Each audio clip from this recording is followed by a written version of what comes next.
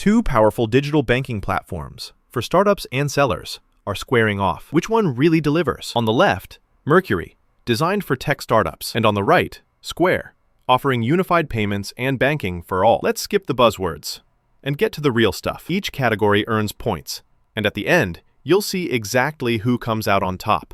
The result might not be what you expect. Here's the game plan. We're going category by category. First up is fees, then security and insurance, integration, scalability, and finally, customer support. Each one kind of makes or breaks your choice, so stick around as we unravel where these platforms really shine. Or, stumble a bit. Let's kick it off with fees. Mercury. Okay, so one thing I love here, no monthly maintenance fees, like 0. Plus, free wire transfers. That's a serious win if you hate little charges eating up your balance. But, quick heads up, you can't deposit cash. Is that a deal breaker? Maybe, for some people.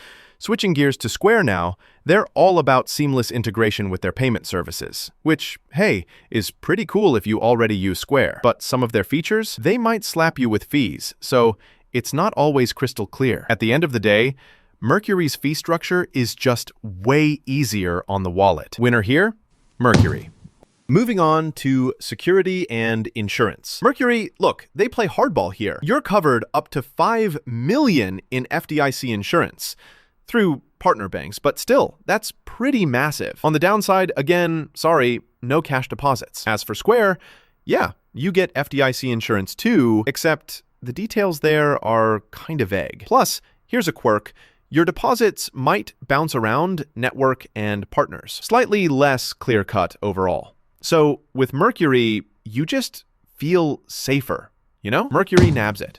Next up, integration. Now, Mercury's got its arms open for the big names. QuickBooks, Xero, Shopify, Stripe, all that digital goodness. Super slick if you like connecting everything, but honestly, you're mostly tangled up in digital platforms here. There's not much outside that bubble. Jumping to Square, though, this is their playground. Payments, banking, cash flow, all totally unified if you're using Square stuff. But again, it's mostly for folks deep in the Square ecosystem. If you're not, you might feel a little left out. Still, for tight integration, Square wins. Oh, and here's something cool.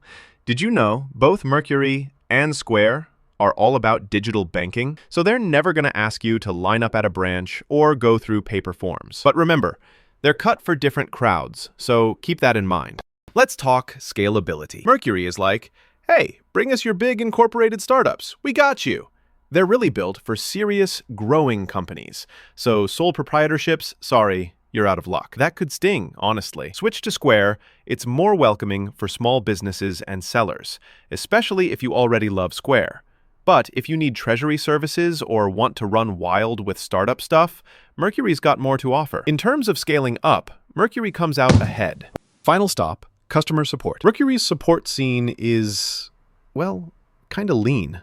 They've got email, and that's mostly it. Not super exciting, right? But Square, depending on what you use, might throw in more support channels, which is nice. Okay, quality might bounce around a bit, but honestly, having options does feel good. So if customer support matters to you, Square has the upper hand. Let's pull it all together with a quick radar chart look.